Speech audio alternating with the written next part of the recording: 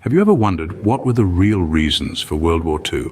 A conflict that changed the course of history and shaped our world, but why did it really happen?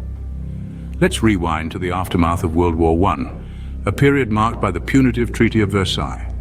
This treaty, named after the French palace where it was signed, imposed severe terms on Germany.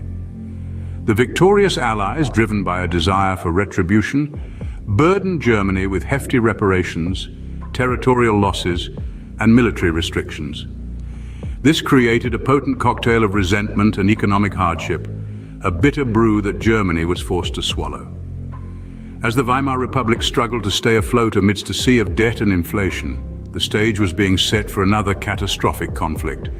Desperation and disillusionment were rife, providing fertile ground for radical ideologies to take root.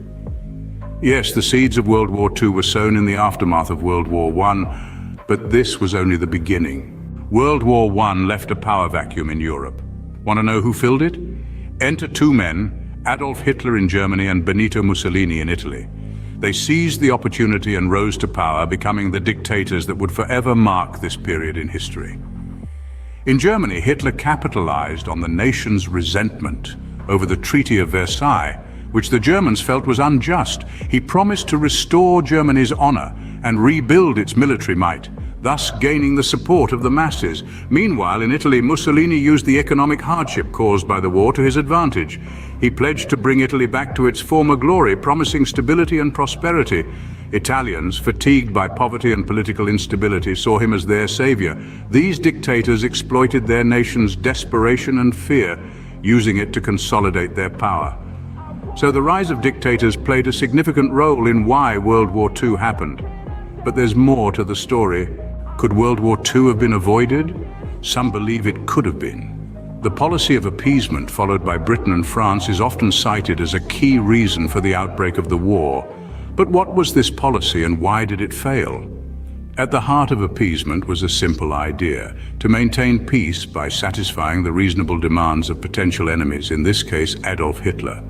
Britain and France, still recovering from the ravages of World War I, were desperate to avoid another conflict. So they turned a blind eye to Hitler's aggressive expansionism, hoping that his territorial ambitions would be sated. However, this approach only emboldened Hitler. Each concession made to him only increased his appetite for more. His aggressive policies were not curbed, rather, they were encouraged. The policy of appeasement allowed Hitler to grow stronger, and by the time Britain and France realized their mistake, it was too late. In retrospect, the policy of appeasement was a failure. It only delayed the inevitable. Every fire needs a spark. For World War II, the spark was the invasion of Poland. In the wee hours of September 1st, 1939, Adolf Hitler's forces crossed the border into Poland, marking the start of a brutal campaign of aggression. Hitler's invasion was predicated on a false flag operation, a staged attack on a German radio station, a ruse designed to provide the Nazis with a pretext for invasion.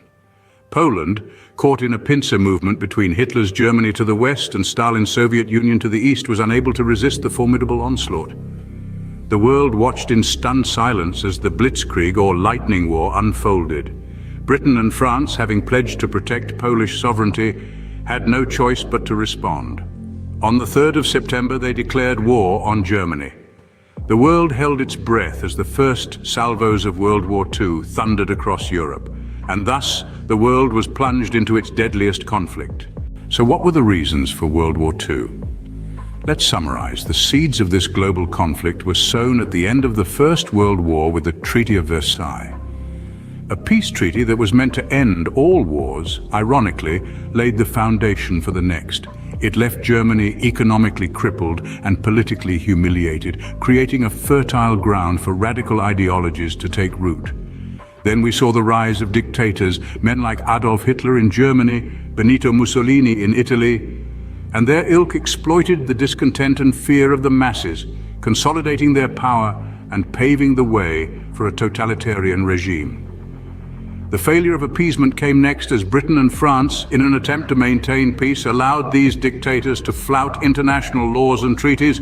This policy only encouraged their aggression and ambition, ultimately leading to the invasion of Poland, the event that officially ignited World War II.